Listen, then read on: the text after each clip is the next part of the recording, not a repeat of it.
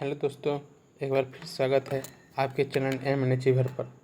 तो हम आप सभी के लिए लेकर आए हुए हैं हिंदी साहित्य की क्लास, जो कि हम लोगों ने पिछले क्लास में देखा कि सिलेबस के बारे में अध्ययन किए, पाठ्यक्रम के बारे में देखे कि हमें क्या क्या चीज़ें और कैसे कैसे चीज़ें पढ़नी हैं।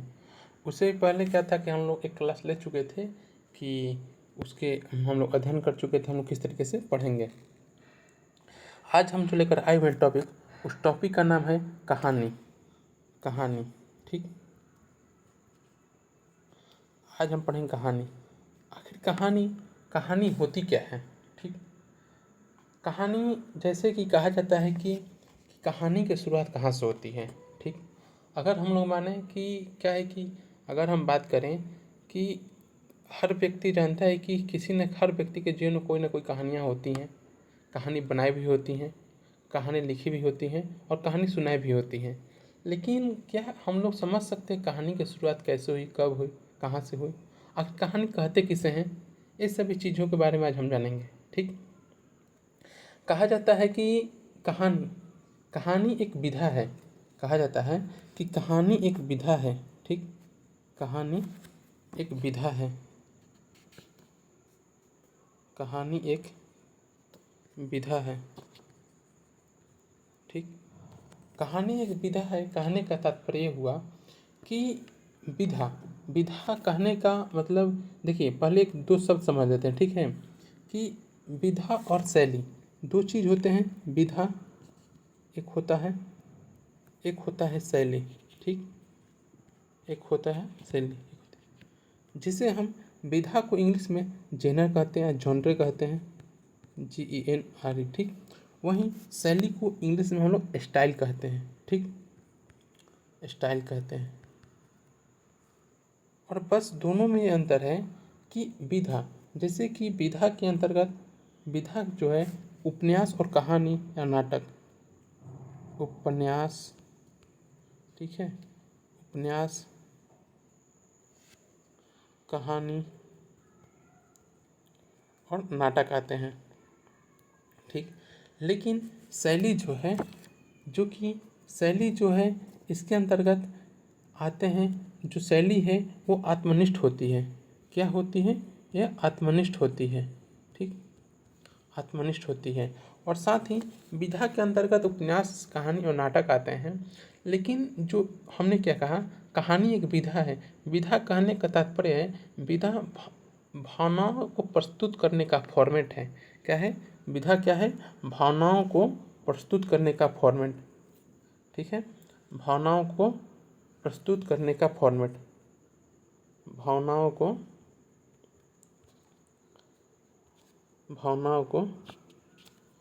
प्रस्तुत करने का फॉर्मेट। प्रस्तुत करने का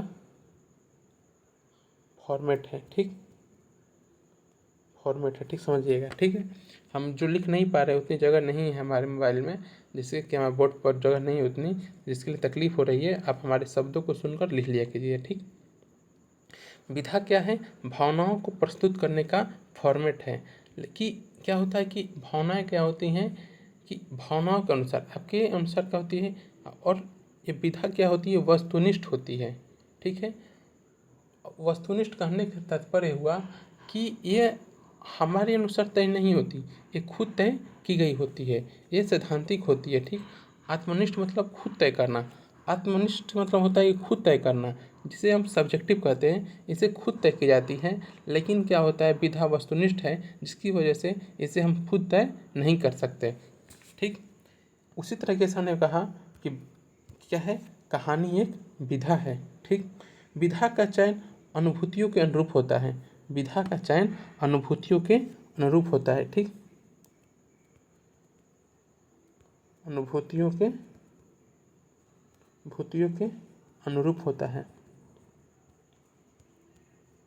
ठीक, विधा का चयन अनुभूतियों के अनुरूप होता है। ठीक, तो वही चीज़ है, कहानी क्या है? कहानी एक विधा है। विधा के अंतर्गत विधा क्या होती है? वस्तुनिष्ठ होती है। वहीं शैली क्या होती है? आत्मनिष्ठ होती है। वस्तुनिष्ठ कहने का तात्पर्य हम उसे खुद तय नहीं करते, लेकिन शैली क्या होती है? हम उसे खुद तय करते हैं। विधा के अंतर्गत उपन्यास, नाटक और कहानियाँ आती हैं। तो अब जानते हैं विधा। तो विधा क्या होती है? विधा दो प्रकार की होती है। देखिए, विधा विधा दो प्रकार की होती है। कौन कौन से? एक को कहते हैं हम लोग प्राकृतिक विधा, एक को कहते हैं प्राकृतिक विधा, एक को कहते हैं हम लोग ऐतिहासिक। ठीक, ऐतिहासिक। ठीक, एक को कहा जाता है प्राकृतिक विधा, एक को कहा जाता है ऐतिहासिक विधा। मतलब कि प्राकृतिक विधा कहने का तात्पर्य हर काल, हर स्थान, हर समाज में प्रासंगिक रही हो। मतलब कि वो क्या हो, हर काल में, हर स्थान में, हर समाज में उसकी प्रासंगिकता बरकरार रही हो। कहने के बाद यहाँ पर ये हुआ हर काल, हर काल, काल, स्थान और क्या, समाज में, हर समाज में प्रासंगिक रही हो। ठीक, समाज है, ठीक, हर समाज में प्रासंगिक रही हो। वहीं क्या है, ऐतिहासिक क्या है, खास देश काल में आरंभ। ऐतिहासिक करने तात्पर्य क्या है, खास देश काल में आरंभ, खास देश काल में आरंभ, देश काल में आरंभ। ठीक, हम इसे लिख नहीं पा रहे हैं, थोड़ा तकलीफ हो रही है। ठीक है, आप अपने से सुनकर हमारी बातों को लिख लीजिएगा।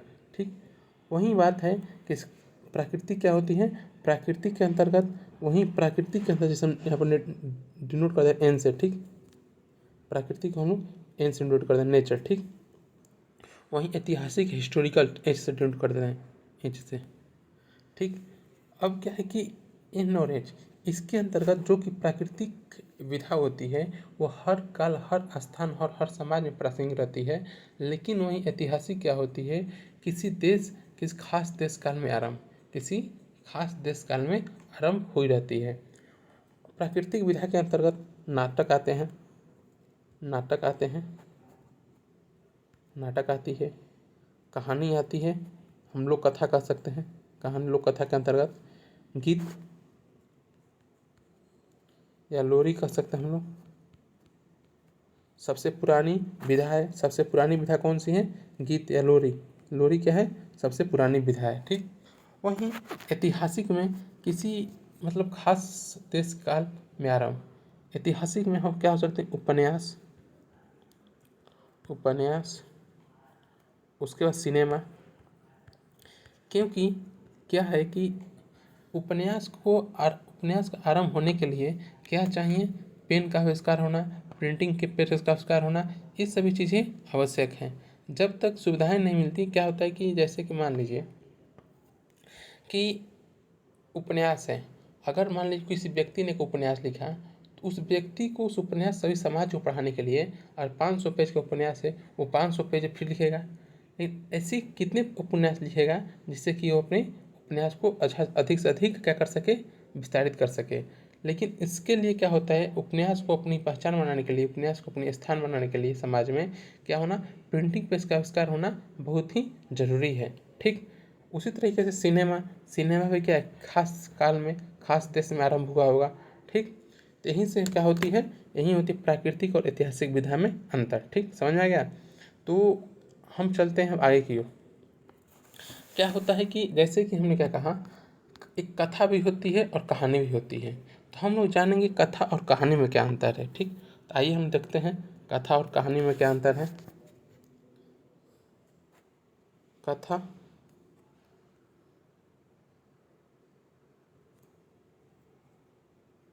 ठीक, कथा प्लस कहानी में अंतर क्या क्या है। ठीक,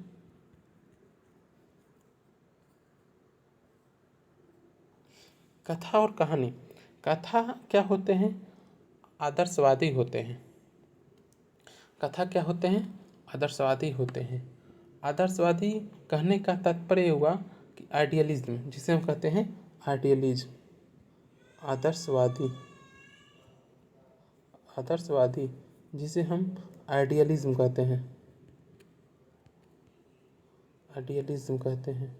वहीं क्या होते हैं, कहानी क्या होते हैं, यथार्थवादी होते हैं, यथार्थवादी होते हैं, जिसे हम रियलिज्म कहते हैं, ठीक। मतलब कि कहने का तात्पर्य हुआ कि जैसे कि क्या होता है कि हमने क्या किया कि समाज में आदर्शवादी होने का तात्पर्य आदर्श की स्थापना करना, मतलब कि ये कहना कि समाज में क्या हो सके, आदर्श की स्थापना करना। यथार्थवादी कहने का तात्पर्य हुआ, रियलिज्म का ये हुआ कि समाज में ये आधुनिक काल की चीज़ें हैं, जो कहानी है आधुनिक काल की चीज़ें हैं, ठीक है।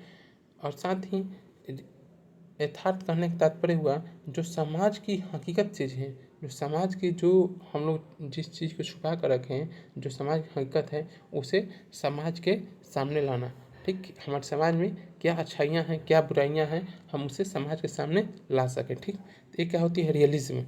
और आइडियलिज्म मतलब कि समाज के ऊपर क्या करना, आदर्श की स्थापना करना, चाहे समाज में आदर्श की स्थापना करना। ठीक, जैसे कि कथा के अंतर्गत आते हैं, जैसे कि पंचतंत्र की कहानियाँ, पंचतंत्र, ठीक, आते हैं हितोपदेश, हितोपदेश, जैसे कि आते हैं जातक कथाएँ, कथा सरित सागर, ये सभी चीज़ें क्या हैं, हमारे कथा हैं। लेकिन कहानियों के अंतर्गत आते हैं, ठीक, कहानी, इसका हम चलते हैं अगले पेज में। कहानी, कहानी के अंतर्गत आते हैं, जैसे कहा जाता है कि कहानी क्या है, यथार्थवादी है। क्या है, यथार्थवादी है, रियलिज्म है। ठीक, इसकी शुरुआत क्या होती है, पश्चिम से शुरुआत होती है। किसकी, इसकी पश्चिम से शुरुआत होती है। ठीक, देखिए एक बात और समझा दें, आदर्शवादी और रियलिज्म का मतलब होता है, देखिए अब क्या होंगे कि जैसे कि कुछ ऐसे भी लोग होंगे जो दर्शन पढ़ते होंगे। ठीक, दर्शन में आदर्शवादी का अलग अर्थ होता है। ठीक, उसकी अर्थ अलग निकालते हैं। और यहाँ पर हम लोग साहित्य में आदर्शवाद का मतलब कि अलग अर्थ होता है। यहाँ पर होता है कि यथार्थवाद का, यथार्थ को सही रूप में प्रस्तुत करना, यथार्थ को सही रूप में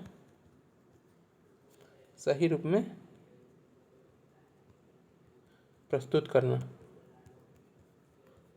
करना। ठीक, वहीं आदर्श होता है कि आदर्श की स्थापना करना। ठीक, आदर्श की स्थापना,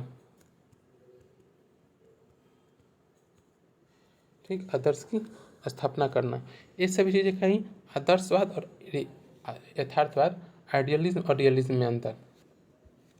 जैसे कि अगर मान लीजिए आदर्शवाद दर्शन में देखा जाता है, जैसे कि आपने कोई हाथ में पेन लिया, लेकिन अभी ऐसे कुछ ऐसे भी दार्शनिक हैं जो आपको साबित कर देंगे कि ये पेन है नहीं, ये पेन है नहीं, ये पेन प्रतीत हो रहा है। तो ये सब क्या है, ये भी आदर्शवाद है। ठीक है, तो ये सब चीज़ें उसमें हम लोग इसीलिए बताते हैं कि वो सब दर्शन में चलता है। लेकिन यहाँ पर क्या हो, आदर्श मतलब कि साहित्य में अलग प्रकार का अर्थ निकाला जाता है। ठीक, तो वहीं बताना चाह रहे थे कि यथार्थ मतलब यथार्थ को सही रूप में, जो समाज की हकीकत है उसे सही रूप में प्रस्तुत करना। ठीक, आगे चलते हैं हम लोग। कहानी, कहानी क्या होती है, कहानी की शुरुआत पश्चिम से होती है। कहाँ से, कहानी की शुरुआत पश्चिम से होती है, पश्चिम से होती है। ठीक, पश्चिम से शुरुआत होती है, जिसकी शुरुआत का श्रेय एडगर एलन पो, एक एक कहानीकार थे जो कि अमेरिकन थे, जिनका नाम क्या था, Edgar Allan Poe, Edgar Allan Poe. ठीक, जो अमेरिकन कहानीकार थे, 1809 से 1849 ईस्वी तक इनकी लगभग मतलब 40 वर्ष तक जिए। इनकी 1849 में इनकी मृत्यु हो गई। इन्होंने क्या किया, अपने समय में लघु कहानी आंदोलन, जो कहते हैं लघु कहानी आंदोलन, लघु कहानी आंदोलन, जिसे हम लोग कहें तो इसे हम अच्छे तरीके से शॉर्ट स्टोरी मूवमेंट लिखते हैं, शॉर्ट स्टोरी मूवमेंट। ठीक, समझिएगा। ठीक है, शॉर्ट स्टोरी मूवमेंट कहा जाता है। ठीक है, इन्हीं के समय में इन्होंने ही शुरुआत की। और इन्हीं के समय में क्या होता है कि लघु कहानी आंदोलन तो होता ही है, साथ साथ साइंस फिक्सन जासूसी कहानियाँ लिखी जाती है। मतलब कि जासूसी और साइंस फिक्सन कहानियाँ लिखने की शुरुआत होती है इन्हीं के समय। मतलब इन्हीं के समय क्या इन्हीं ने की, मतलब कि साइंस फिक्शन मतलब साइंस पर आधारित कहानियाँ। जैसे कि एक मार्शियन मूवी है, एक क्या है मार्शियन मूवी देखिए, कोई एक टीम गई हुई है मार्स पर, ठीक। लेकिन जब वो व्यक्ति सभी लोग टीम गई है पूरे मार्स पर, एक ऐसी घटना घटती है कि कुछ लोग आ जाते हैं, एक व्यक्ति वहीं पर आ जाता है, तो सबको लगता है वो व्यक्ति मृत्यु हो गई होगी, चाहे वो व्यक्ति काम मतलब उस व्यक्ति की मृत्यु समझी जाती है। लेकिन कुछ अरसे बाद जब वो समझा जाता है तो वो व्यक्ति जिंदा होता है, वो क्या करता है कांटेक्ट करता है धरती से, और तब जाके चीन के साथ कुछ साझा करके उसको लाया जाता है, ठीक। उस फिल्म का नाम मार्शियन है, ठीक। वो भी क्या है एक कल्पना है। उसी तरीके से साइंस फिक्शन जासूसी कहानियाँ एडगर एलन पो ने लिखना शुरुआत की, जो कि साइंस फिक्शन कहानियाँ विज्ञान पर आधारित कल्पनाएं, साइंस फिक्शन कहते हैं हम लोग साइंस फिक्शन, ठीक। विज्ञान पर आधारित कल्पनाएं, विज्ञान पर आधारित आधारित कल्पनाएं, ठीक। तो हम उसे क्या कहते हैं साइंस फिक्शन कहानियाँ, ठीक। जिसकी शुरुआत एडगर एलन पो द्वारा, जो कि अमेरिकन कहानीकार थे, उनके द्वारा की गई, ठीक। ये सभी चीज़ें। और वहीं कथा के अंतर्गत जैसे हम बताया कि कथा का पंचतंत्र, हितोपदेश, जातक कथाएं और कथा सरितसागर। जातक कथाएं बुद्ध के पूर्व जन्म की कथाएं होती हैं, ठीक है। इसलिए कहते हैं जातक कथाएं, कहीं प्रश्न रहता है जातक कथाएं किस धर्म किनसे जुड़ी हुई है, ऑप्शन रहेगा जैन बौद्ध ना, तो ये सब चीज़ें तो बौद्ध धर्म से जुड़ी हुई हैं, ठीक। ये सब चीज़ें हुई। हमने समझा कि कहानी क्या होती है, कहानी की शुरुआत कहाँ से हुई, ऐतिहासिक कहानी क्या होती है, प्राकृतिक कहानी क्या होती है, कहानी और कथा में क्या अंतर है। आज हम जानेंगे कि ऐसे कौन कौन से तत्व होंगे जिसे हम कहानी कहेंगे, ठीक। कहानी हम किसे कहेंगे, कहानी कौन से कहानी क्या है, तो ऐसे कौन से तत्व विद्यमान रहेंगे हम इसे कहानी कहा जाएगा। तो आज हम अभी पढ़ेंगे कहानी के तत्व, ठीक। कहानी के तत्व, ठीक। कहानी के तत्व में पहले तत्व आते हैं उद्देश्य।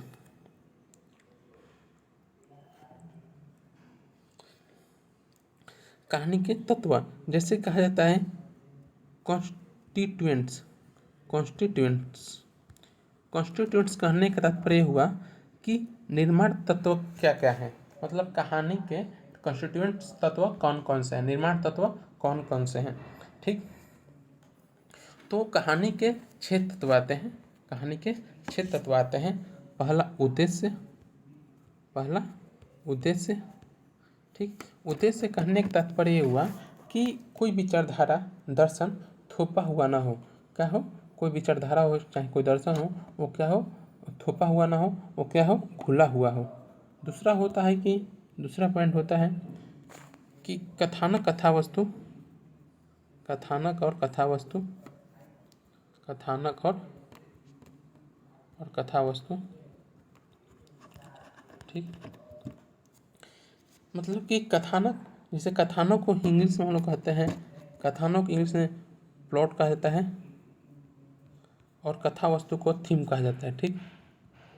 थीम, यही कि कथा वस्तु कहने का तात्पर्य कहानी का विषय वस्तु क्या है, विश्वसनीय है या अविश्वसनीय है, ठीक। ऐसा तो नहीं कि क्या किया जाए काल्पनिक घटना चरित्र जो हैं जितने भी हैं वो विश्वास करने लायक है कि अविश्वसनीय है, ठीक। तीसरा पॉइंट आता है हमारा पात्र और चरित्र, पात्र या चरित्र, ठीक। तीसरा पॉइंट पात्र या चरित्र। पात्र और चरित्र कहने का तात्पर्य हुआ कि जो कहानी में पात्र और चरित्र हैं क्या वो चीज़ें घोलती नहीं, इतनी अधिक पात्र मतलब कहानी में चरित्रों के माध्यम जो चीज़ कहना चाह रहे हैं, चरित्रों की बहुलता तो नहीं है, ठीक। चरित्रों की ऐसी चरित्र तो नहीं जो जिसे ज़बरदस्ती ठूस दी गई हो, जिसके जितने चरित्र कम रहेंगे तो उतनी ही कहानी और किसी भी कहानी में चरित्रों को ज़बरदस्ती ठूस दिया जाता है, मतलब ज़बरदस्ती डाल दिया जाता है, जिसकी वजह से क्या होता है कहानी की जो ढांचा है वो खराब हो जाती है, ठीक। अब चौथा पॉइंट है वातावरण, ठीक है। वातावरण कहने का मतलब परिवेश जो है वो प्राकृतिक है या सामाजिक है या मनोवैज्ञानिक है या भौगोलिक है, ठीक। उसके बाद आता है पांचवा आता है भाषा शैली, 5th पॉइंट भाषा शैली। भाषा शैली 5th में क्या आता है? भाषा शैली। कि जो भाषा शैली है वो कैसी है, पत्रानुकूल है भाषा है या कोई और भाषा है। जैसे कि हम लोग बात करें कि मैला आंचल उपन्यास हो या दिव्या हो या गोदान हो, तो हम लोग उसमें देखते हैं तो उस कहानी को एक अच्छी कहानी के कैसे बनाया जाता है, क्योंकि उस पात्र के अनुसार जितने भी पात्र हैं उस पात्रानुकूल भाषा उसमें देखने को मिलती है। ठीक, वहीं कथोपकथन कि कथोपकथन और संवाद, जिसे छठा पॉइंट है, उसे कहते हैं कथोपकथन। कथोपकथन या संवाद। ठीक, तो संवाद कहने का तात्पर्य हुआ कि चरित्रों की सीधी बात, मतलब चरित्रों की कैसी बातें कही है, संवाद कैसी है। छोटा है, गतिशील है, चुस्त है। और छोटा हो, गतिशील और चुस्त हो तो क्या होती है, वो कहानी प्रभावी होती है। तो ये होते हैं हमारे कहानी के क्षेत्र। तो कौन कौन से? उद्देश्य, कथानक, कथा वस्तु, पात्र एवं चरित्र, भाषा वातावरण, भाषा शैली, कथोपकथन, संवाद। ठीक, ये हुए हमारे कहानी के क्षेत्र। तो अभी हमने जाना कहानी की पूरी कहानी, जो कि अब हम लोग अगले क्लास में देखेंगे कि कहानी जो है, कहानी और कथा में क्या अंतर है। चाहे हम लोग एक प्रश्न देते हैं आपको, जो कि लिख कर लाइएगा आप लोग। उस प्रश्न का नाम है कि कहानी और, तो आप सभी को एक प्रश्न देते हैं जो कि आप सभी लोग कल लेकर आइएगा। ठीक है,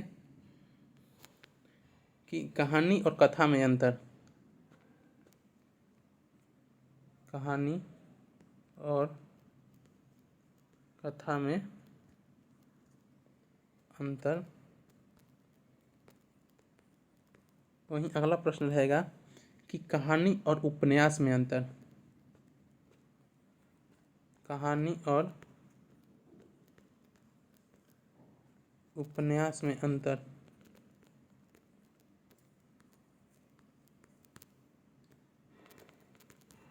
ठीक, तो ठीक है, निकल आइए कल। आज के लिए इतना ही, कल फिर वाले क्लास में हम लोग मिलेंगे। धन्यवाद।